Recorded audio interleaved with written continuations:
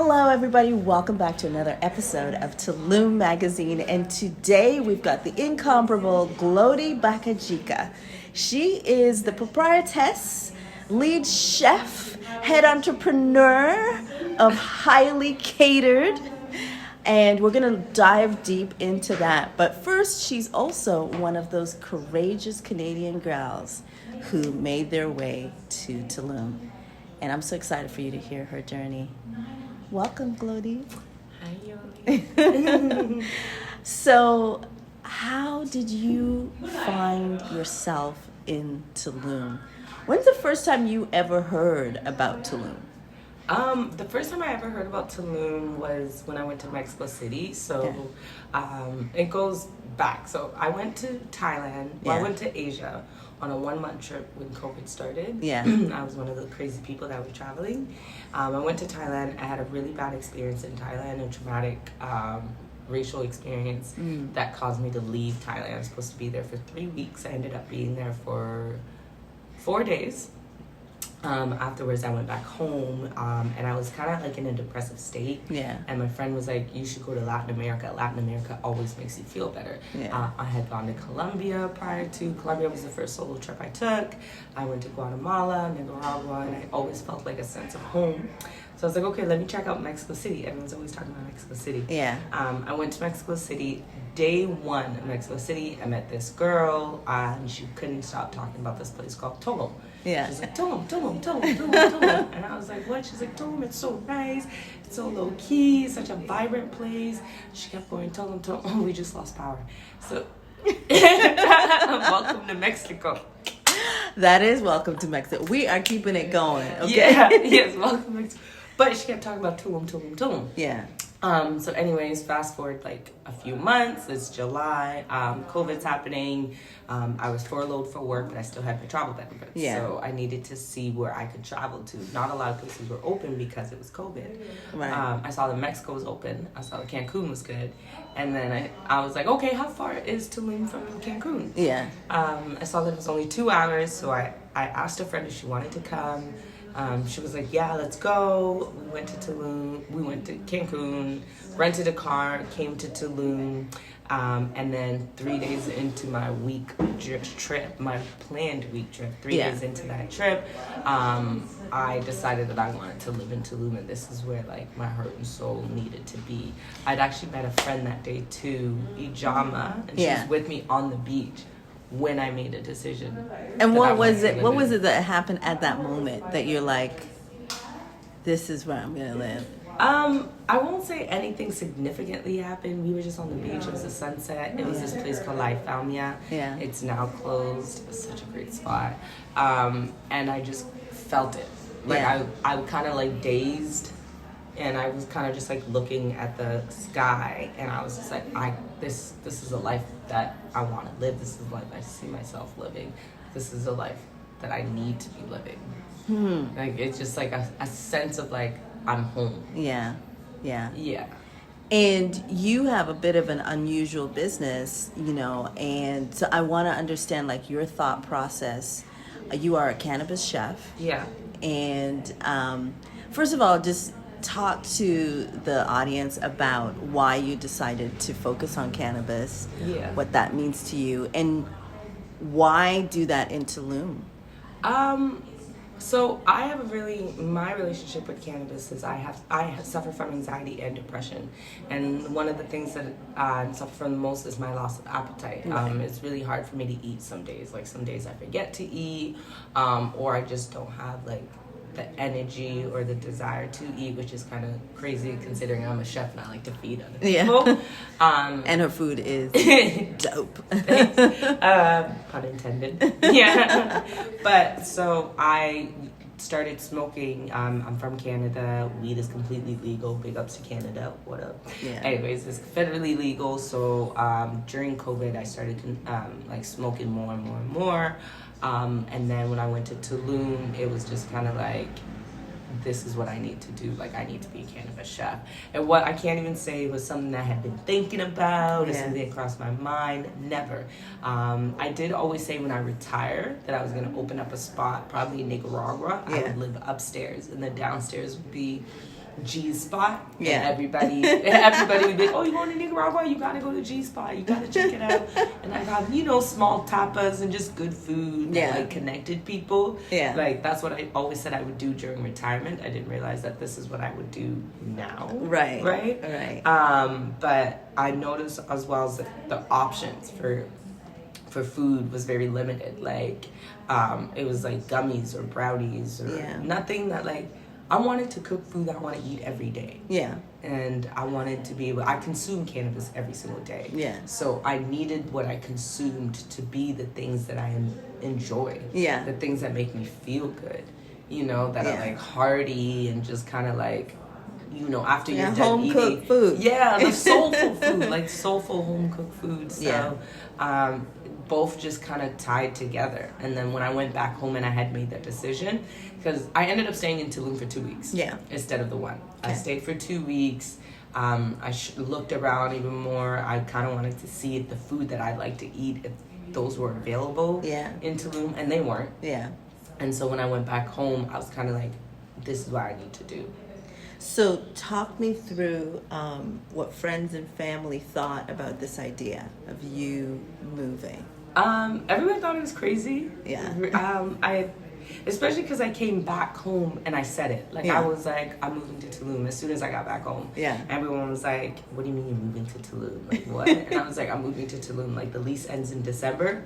By the end of this year, I'll be living in Tulum. Yeah. And it was like, people thought I was crazy. But the thing about me is, if I say I'm going to do something, I'm going to do it. Right. Like, I'm very much the type of person that's like, nah, screw that. I'm doing this. I'm doing this. I'm very much like against the grain. Yeah. Type person. I always have been this way.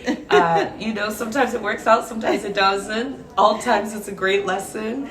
And what were you leaving? Just talk to me a little bit about what your life was like. Yeah. Before, like, what career were you in? So, like, I was a flight attendant, right? Yeah. And I had been wanting to get out of flight attendant for a while now. I became a flight attendant because I was in a relationship, and it was an idea that was given to me in the relationship, and it just made sense. But as as time passed, I realized this wasn't for me. Yeah. It wasn't my passion. Yeah. And I'm very much the type of person, like, if I don't want to do it, I won't do it. Right. I won't be motivated to do it. I'll half-ass it. Like, I was a terrible employee. I can openly say that. Because I wasn't really feeling any job like that. So, but it made sense. And I think that, like, I was serious about it too. Like, my friends that weekend were coming over. And I'm like, hey, guys, I need you to try this food out. Yeah. And I would have, like, my roommates try food. And I was cooking almost every day. And I don't really cook that seriously. Yeah. Like, I've always kind of cooked because I'm Congolese. Yeah. I've always cooked for my friends and family. But when they saw how serious I was, and they just loved the food, so it really helped. So you were practicing recipes and meals. And how much time did you give yourself before you were like, okay, I'm going to just do this in Canada and then I'm out? Like, how much time was that? Well, I started going hard in September. Okay. And I moved in December. Okay. And then I didn't launch Highly Catered until April. Yeah. So I had to kind of get comfortable with it. And Yeah. I feel like I'm still getting comfortable with it. I'm still practicing, still fine-tuning the little details. Yeah. But I was really eager and ready to leave. So I don't think that it was the fact that I wasn't prepared food-wise, because I won't say one of my gifts is I have the ability to cook. A lot of the meals when I first started my events, it was my first time cooking it. Yeah. And it went well. So That's crazy. Yeah. Oh my God. And when you guys taste her food, you'd be like, what? No, that can't be it. So when I met you, you hadn't launched Highly Catered yet. No. You had like the plan. It was kind of like a sequence of things that you were going to do in your head. Mm-hmm. Walk me through and walk the folks through like the highs and lows of that period between I've got this idea, I'm going to do it, I'm practicing my recipes, and then you launching your first event. I don't even know. Like, there was a lot of anxiety. Yeah. I remember the very first time I actually cooked for a mutual friend of ours. I had a panic attack at the grocery store. because if I was like, oh my God, I'm actually doing this, like I'm actually gonna like cook for somebody and then make a career, like what? So I had to get out of my own head. Yeah. And I think that it isn't until recently that I've fully been able to get outside my own head and be like, okay, this is what you're doing, this is what you can do, you do it well, and just keep perfecting this. I think the first 2 years was a lot of trial and error. Yeah. You know, trying to figure out events and which events work, which event doesn't, which food people like, which don't. Because the problem is, I can cook a lot of different foods. Yeah. But that's a problem. Yeah. Because it's like my menu realistically can be like 15 pages long. Right. But people don't want to go through all that. Yeah. So, and then I'm like, what ingredients can I get here that will be easy, that I will be able to create these meals? So there was a lot of like going back to the drawing board and be like, okay, this recipe doesn't work. Okay, this event doesn't work. Yeah. All right, nah, I failed this. And okay, this marketing strategy doesn't work. Yeah.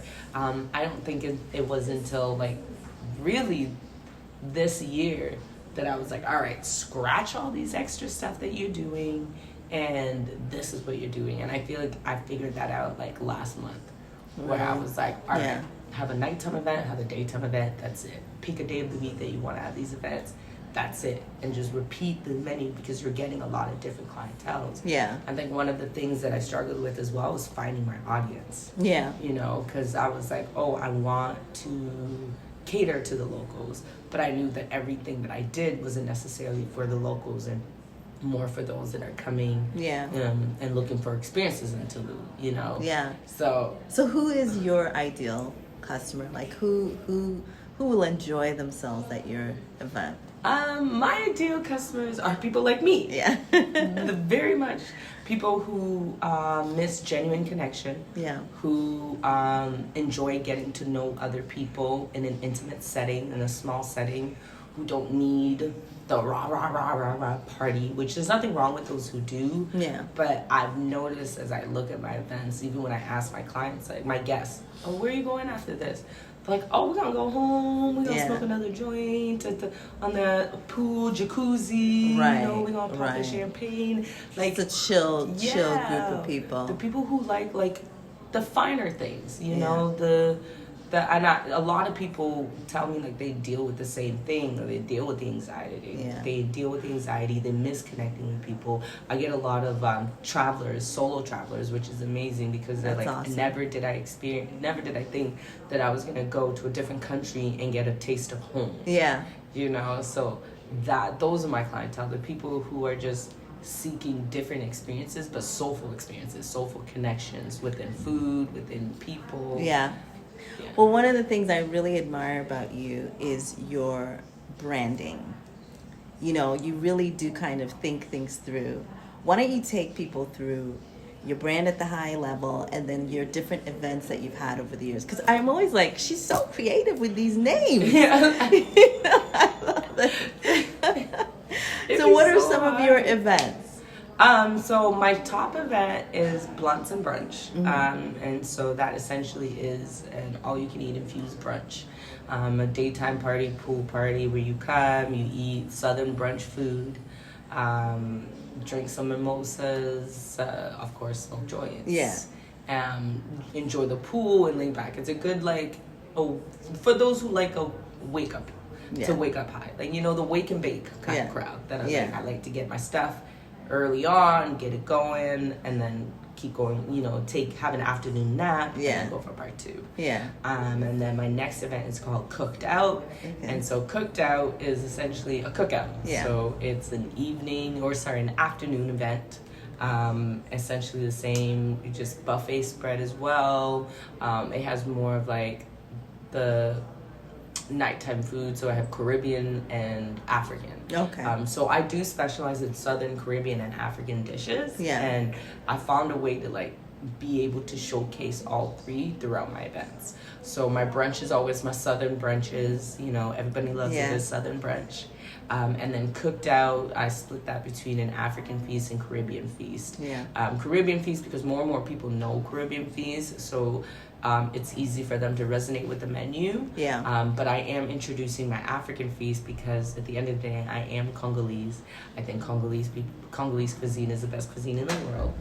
African cuisine is phenomenal, and I don't think enough people have tried African cuisine, and so I want to be able to kind of show advertise African cuisines, because it really is amazing. Yeah. Bonus, it's high. Yeah. Bonus that it gets you high. So, but I have had some past events. I think my favorite one is my Dining in the Dark experience. I call it Senses, and that for me is my top event personally. I would do that over and over again.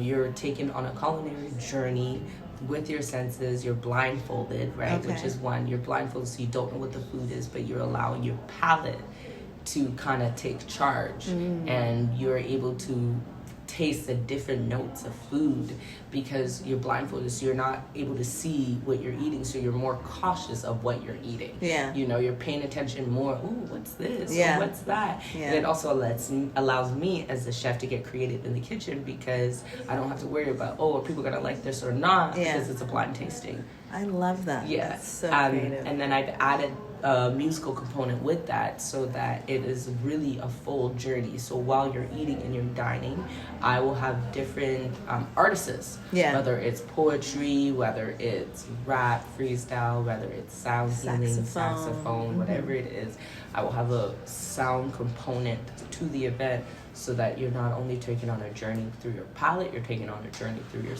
other senses. Yeah. You got the sense of touch, you got the sense of smell, and then you got the sense of sound. Yeah. Which is really amazing. And I think both of them combined, like all of it combined, makes for an explosive journey. That sounds amazing. So you've become a full-fledged entrepreneur, running your own business, running a series of events here in Tulum. But you're a young woman, and there's so much to engage with in Tulum. There's very much the party and the beach side, but there's also the spiritual side, the wellness side. Talk a little bit about the lifestyle here, the life here. Tulum is a beautiful place. I feel like it healed me, or it's healing me. I didn't come to Tulum to heal. But I came to Tulum and started healing. Okay. Which has been very amazing. It does have the party aspect for those who like it. You go to the beach club and have your fun at the beach club, and then there's several events in town. But I find myself more attached to the wellness side, because there's so much of it that I didn't know. Yeah. Like, I didn't know about Temescal. I didn't know about the cacao ceremonies, and the heart opening ceremonies, and the static dance ceremonies, and it, like, I feel like I didn't realize I was so close-minded until I came here and I saw, like, the medicine, the true medicine. It also helped me connect deeper with cannabis, which is also another form of medicine that I'm able to use, and through Tulum I was able to connect deeper with it, because I'm seeing things in a different light.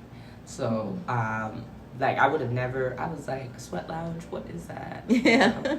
Or cacao, it's like, what, you drinking hot chocolate? Like, what is it? The first time I did it, I was like, oh. I did the combo ceremony, which I was like, hell no. I got a video of that. I looked like, I told my sister I got my lip done, and she was like, why would you do that? Like, your lips are huge. Why would you?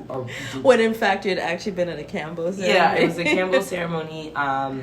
It was, so one thing I will tell anybody who wants to come to Tulum and do some type of wellness, to really be mindful of who they're doing it with. Yeah. Because I wasn't mindful. So I was just like going from places to places, just doing whatever, and not realizing the importance of really seeing who is administrating this type of medicine. Yeah. So when I did the combo ceremony, it was somebody that just went to Peru and said they knew how to do it and came and did it. So I didn't do it properly. Yeah. And I paid the price for it. It was a terrible experience. My lips and face was swollen up for like 2 weeks. Oh my God. Yeah, I was like, God, please let my lips come back. Like, please let them come back. So I would tell somebody to be very careful, but there's so many opportunities here for you to really, truly, if you want to work on yourself, there's so many opportunities for you to do so. Let's talk about that, because I have seen you mature and blossom and just like step into your, confident state.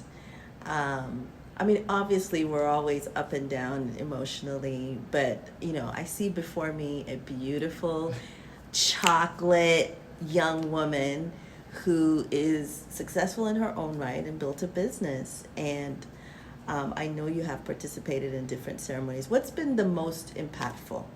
Or what's been the most thing that you think has helped you transform? I think probably the most that helped me transform, and I'm sure other people will say this, was the ayahuasca ceremony. I had to do 3 ceremonies to finally connect with the medicine, but once I was able to connect with the medicine, although my connection was brief, it helped me a lot. It was brief but profound. One of the things that I deal with the most, I think, is a continuous thing, is like the imposter syndrome, where I really have a hard time believing in what I'm doing, because it is hard to believe. It's like, really, you came to Mexico, you started a cannabis catering company. Yes, you did. And you're just out here serving people, Yes, and you people did. are coming to your events, and people love your food, and they're Yes. sending other people, right? So it's just like, wait, what? I have no business background, I have no culinary background. I'm just somebody who decided I was going to be a cannabis chef and started doing it. So I dealt with a lot of imposter syndrome, and I was having a hard time understanding how it was going to work. Yeah. Like, how was I going to do this? And, like, the funny thing is, I came to Mexico, I didn't even know Mexico was legalizing weed. Yeah. I had no idea, but I was just like, somehow it's going to work out. Somehow it's going to work out. And then 3 months into living here, I found out that Mexico was legalizing weed.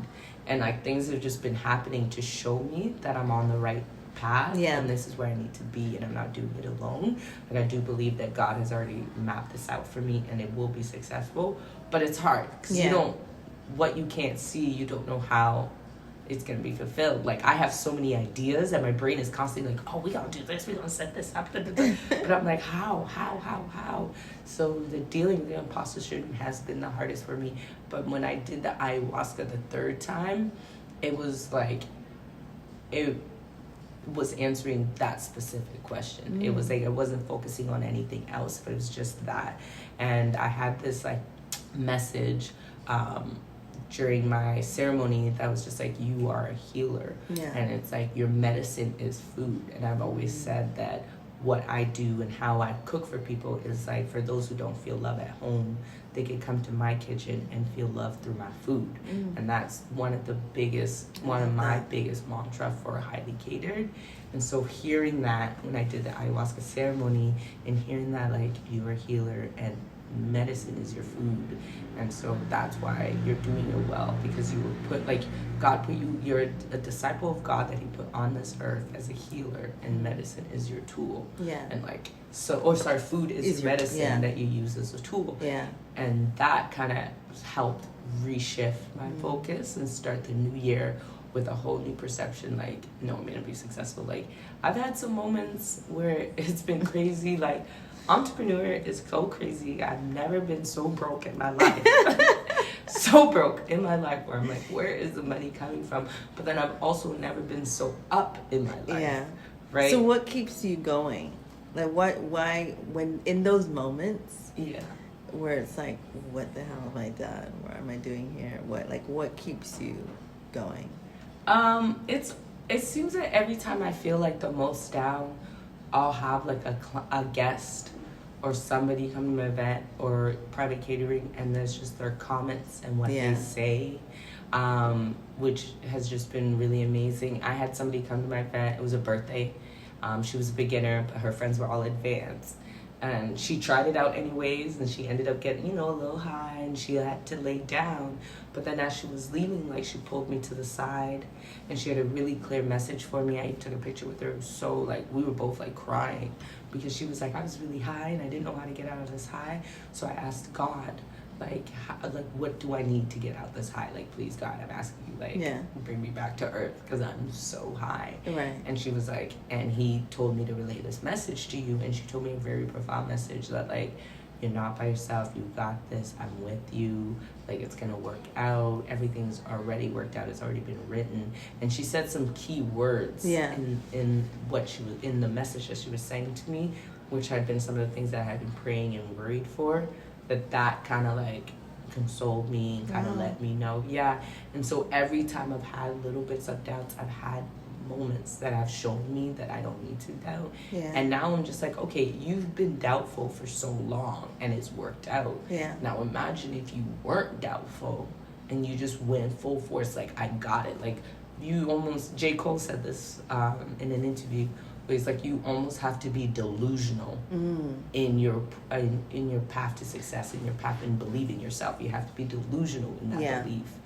And so now I'm like, let me be delusional in my belief. Like, let me believe that, yes, I can do this, and I will be the first to get a permit and release myself and get a license in Mexico City. You know, I will build that thing that I want to build in the States. I will go global in Europe and different parts of different parts of Africa, in Asia, because as the world continues to legalize weed, I'm like, you're at the front. And nobody's doing what you're doing, how you're doing it, the food that you're cooking, like African food, Caribbean food, like you're doing more than just putting weed in the food. You're putting love, you're putting community, you're building community, and people just really just enjoy being around you and enjoy your essence and the spirit that you bring and the energy that you bring. So be delusional in believing that, and just watch how you skyrocket. And so in the last 2 months, even if I'm like, all right, I don't have any tickets sold yet, but it's coming, then it'll be like the last 48 hours, 24 hours, it's like boom, boom, boom, boom, boom, boom, boom, all these ticket sales. So I'm really now at the point where I no longer believe that I can fail. I'm just no longer believe it. It's just not an option anymore. I'm like, failure is just not an option. Like, it's either going to be an opportunity for growth, a lesson, or whatever, but failure is no longer an option. Right. Yeah. I love that. So you've kind of gone international. What are some events that you're doing? I think you have an event in Atlanta? Yeah, so I have in Atlanta in 2 weeks. August 6th. I don't know when you're going to post this. It's okay. August 6th. I do have an event. Where and what's happening? So it's going to be in Atlanta, probably Midtown, Blunts and Brunch. It's the event that I have taken global. So I've gone to Toronto. Was my first Blunts and Brunch International was in Toronto. I brought it home. And then I did Blunts and Brunch in DC, which was amazing. I plan to go back in DC in October. And then I'm going to test out in Atlanta. I have a wedding in Atlanta, so I was like, it's perfect. I have a wedding. And then I could also just, do an event at the same time. I have big plans. I really do. I want to hit Europe. I really would love to bring my African event more global. I think that I want to go to places where, there's a lot of Africans, because I know them and love that food. Because African food, there are people doing Caribbean-infused food, small things. But African food, there's very few people doing African food, period, and even less or almost non-heard of infused African food, and that is amazing. And it's so perfect for infusion because it's stews. Exactly. And you just sits and it just picks up so much flavor. Yes, I can attest. Okay, even your rasta pastas put me to sleep. Listen, okay, it's like the best ever. When I did the African event 2 weeks ago to commemorate Congolese Independence Day, I was like, this is my childhood. I'm eating pondu, which is one of my favorite dishes growing up, and I'm eating pondu and rice, but I get to eat it infused. If 15-year-old me in Tulum, what in Tulum, that part. So, I want to go to Afro Nation and other places, in Portugal, Miami, Dallas. Definitely Toronto, and I just want to bring the African flavors to it and just have everybody try infused African food.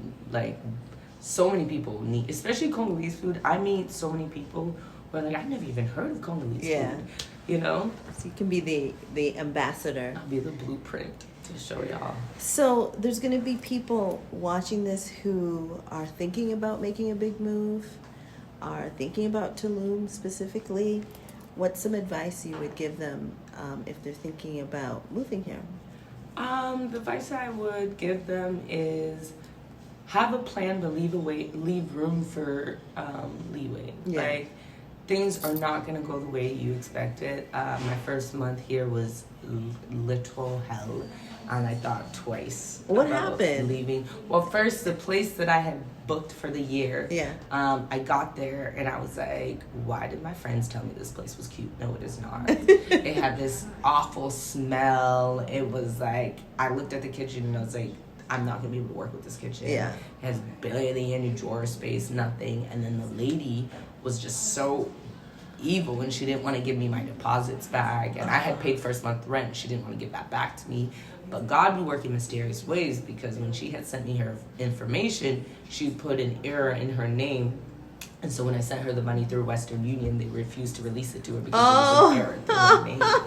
So the first 24 hours, God was like, Yeah, for the first 24 hours, she's giving me hell. She's refusing to give me the deposit back, or the money back. And I was like, I already paid you the deposit, keep the deposit. I just need the first month's rent back so I can go to the next spot. And she was like, no, you'll have to stay for the whole month, da-da-da-da-da. Like, all this thing for the first 24 hours. And I was just like, well, you're going to have to take it out. Because I do have to get out of it. I did leave from like a really modern place to, Tulum. It was a big jump. Yeah. But I just could not, I was like, no, I know I'm not gonna be able to live here. I'm grossed out from everything. Like, I don't want to even be in this kitchen. Right. And it did take me time. Like, even the new place I moved in, it took me like a week and a half to get fully comfortable with cooking in that space. Yeah. But yeah, it was just horrible. The name was wrong. So then 48 hours later, she was like, okay, you know what? You can leave, but you have to pay for the 2 nights that you stayed. And then I was like, oh, look how the tables turned. I'm not, And I couldn't find a place, so I stayed at another friend's place while they were gone for 2 weeks. Yeah. While I looked at places, and then I found a place, but it was $400 more. And I had saved up enough money that if I didn't work for a year, I could cover rent. Yeah. Thinking that my rent was that price point. Understood. So now my rent went up $400. Yeah, and I was changes. just like, yeah, it changed everything. And then a year later, Tulum skyrocketed all the prices as well. So financially, I did have a lot of financial setbacks. And I think that I was still very, not immature, but very young in what I was doing, very inexperienced right. in what I was doing. So, but you give yourself grace. Yeah. Because that's one thing I didn't. And I came to Tulum thinking that it was just be do, things would work out, I'd connect, I would do this. I didn't even fully know if I was going to do events or private catering or whatever, but I was just like, yeah, I'm going to do it. And then when things didn't go my way, I was really harsh on myself. Well, what's that saying that we make plans and God laughs? Yeah. It's and he definitely did. Like, every time I was like, I'm going to do this, God was like, oh, right, sure. Because you brought you to Tulum, right? Right. Yeah, so I think that's one thing that I would recommend is come with a plan, but leave room for things, and don't be harsh on yourself. And honestly, if you can come to Tulum before, even a week, 2 weeks, or anywhere in Mexico, and check it out first and see how you like it and see how your heart feels with it, because there have been many people who have committed to coming to Tulum and 2-3 months later we're out. Yeah. Oh, it's not what we thought, or whatever, we're out. It's not for everyone. It's not. It really isn't for everyone. I've been pushed out of my comfort zone a lot. The bugs damn near give me a heart attack every day. The spiders that jump, the cockroaches that fly. I don't even know. The scorpions that be showing up. The cockroaches that fly, those are the ones that I cannot. I'm like, how did that cockroach, what in the... No. So if you are pushed outside your comfort zone, but if the reason why you're here is bigger than that, then you'll make it. And you just always have to remind yourself, the core of why you're in Tulum. If it's for a better life, then let it be a better life, but tell yourself what is that better life. Don't come to Tulum for a cheaper lifestyle, because you ain't gonna get that. It ain't cheaper over here. But it is, if it's not just about money, and if it's about the health and your well-being, that's why I'm in Tulum. That's why I'm still here in Tulum. My mental health is significantly changed. My mental health back home wasn't the best. you know, and it's COVID, and you're in a depressive country and city where like very little communication, you know, everybody's just on a rush doing their own thing. It's cold, you know, you're on lockdown. They're on lockdown for like damn near 2 years, which was ridiculous. Yeah. And I knew that personally for me, I may not have been able to survive that. Yeah. You know, and I had to make a change from like I was like, Glodie, your mental health needs a shift. Big shift. Big shift. And so I think that in a way, I think God brought me Highly Catered to save me from myself, but also to build something bigger. I love that. So we're going to also get some folks that are tourists that's coming here to just for party turn up, or maybe they're working digitally for a period of time. Yeah. Let's give them some tips on some of your favorite places. Okay. So like, what's your favorite place to get a coffee or tea or juice or... Okay. So here's a little inside scoop. Okay. Places to go. Because the places I like to go to, not a lot of people go there, which is nice. So I'm not sure I want to give it away, but I'm going to be nice. Ooh, I'm going to write it down. Okay. So for a nice afternoon sunset swim, Hotelito Azul, the rooftop, you got to go all the way up. There's some stairs up there, but you got to go all the way up the stairs. But it is beautiful, and you could see the greenery, you can see all the trees, you can see the jungle, and then you got the beach on one side. The pool is amazing. It is beautiful. I recommend people go there for sunset. Coffee, I like to go to La Baguette. It's a Mystique or Cafe Vintage. Cafe Vintage is also one of my favorite places to get chilaquiles. I think they got the best chilaquiles in town. Okay. So I go That's saying a lot. Yes. It's the only place. If I want chilaquiles, I go to Cafe Vintage. Okay. So I would go there. Of course, we've been to Neek. Neek, if you want to escape. I think Neek is a great spot to have, like, I know they have a restaurant there, but you can bring your own food, just get some snacks. A joint. And just enjoy, swim, relax. It's like 20 minutes out a little bit, so you get disconnected from everything else. And if you're having like a vacation, I think it'd be a great spot to have a bay day. Yeah. Really nice. In terms of restaurants, Mystique is my favorite spot.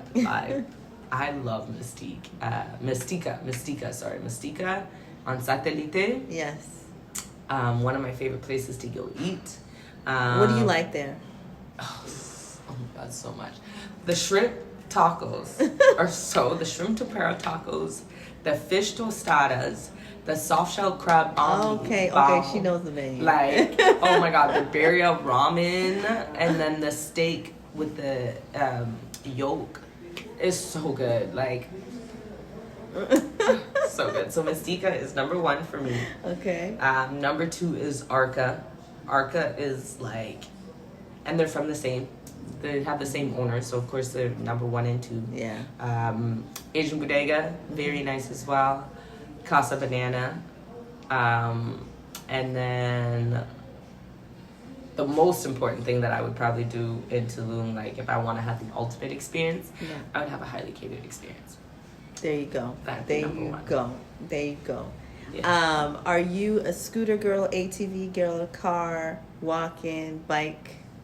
I'm a scooter girl now. I love the scooter gang. I joined the gang. Gotten a little too many ATV accidents, so I'm good on ATVs for now.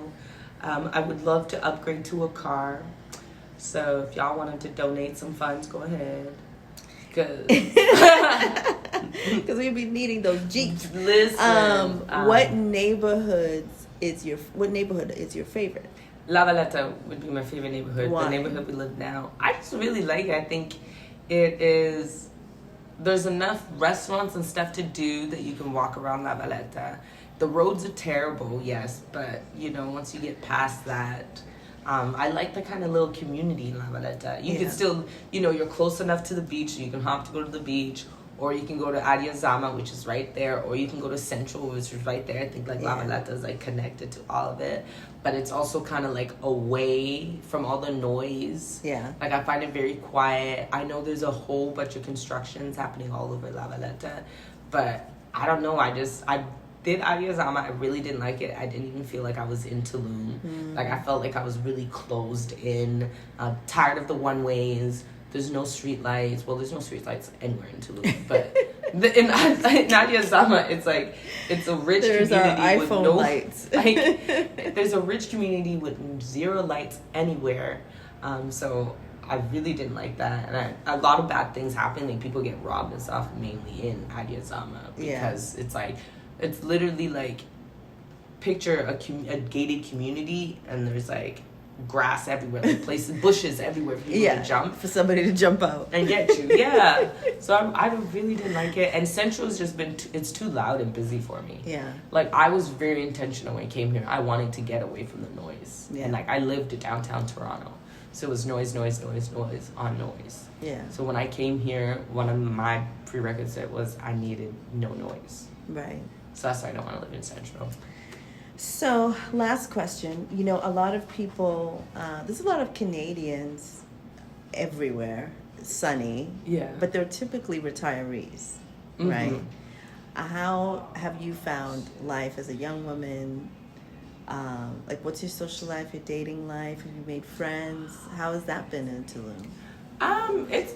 It's also had its ups and downs over here. So I've made some great friends. I've lost some great friends.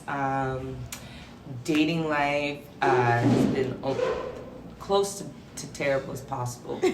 I have the type, and there's unfortunately not many options for me based on the type that I have. But we can travel. But, you know, I can relocate. But, you know, I travel. But no, in seriousness, I have met some really great people. I think that, you know, we're all kind of growing and we're all kind of figuring ourselves out.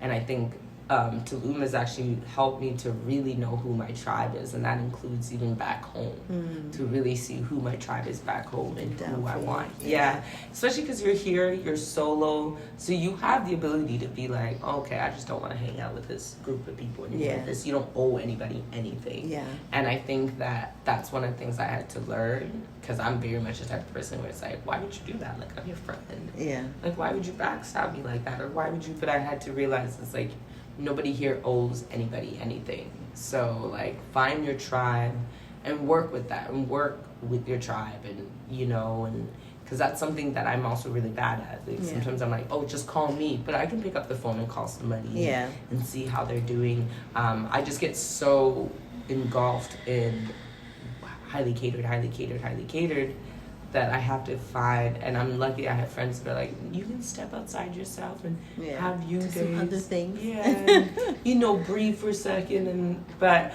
I think that I've met at least 4 people that I know will be in my life for the rest of my life, who have genuinely made an impact for me. And I'm realizing now it's not a popularity. Yeah. You don't want to have 10, 15, 30, the most popular person. Like, find your close tribe, and everything else doesn't matter. Because that's how you become rich in life. Yeah. You know, just rich in wealth, rich in fitness, rich in health, and, you know, and rich with your circle. Yeah. I love that. So, Glodie, how can people get in touch with you? Where can they find you? Where can they book you?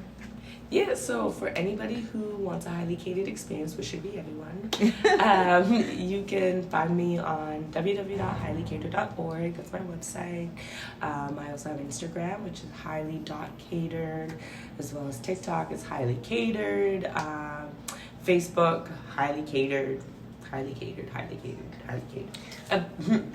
anywhere you type highly catered, I will be the face that you see. Quite responsive, and if you have any questions, especially questions in terms of like the laws, the regulations that are around cannabis, like, I love answering those questions, because it's hard to find the information. I have to find the information for work, so I'll be on that Google like update 24/7. But I know not everybody has the time and ability to really do that. Yeah. And some people really do need to travel with their cannabis or need to find cannabis because of things that they deal with, PTSD, anxiety, and so on and so forth. I've had a few people reach out to me based on those reasonings and saying like, where can I get it? How can I get it? Can you help me? Whatever. And so it isn't easy. It's very confusing. So anybody that has any questions in terms of that, come find me. I'm very responsive and very nice. Yes. And her food is good. Yes. So thank you so much, Glodie, for being on Tulum Magazine. And anybody who's coming to Tulum and wants a unique, awesome experience, reach out to Glodie at Highly Catered. Reach her on Instagram at highly.catered. You will not regret it. Thanks for being here. Thanks for having me.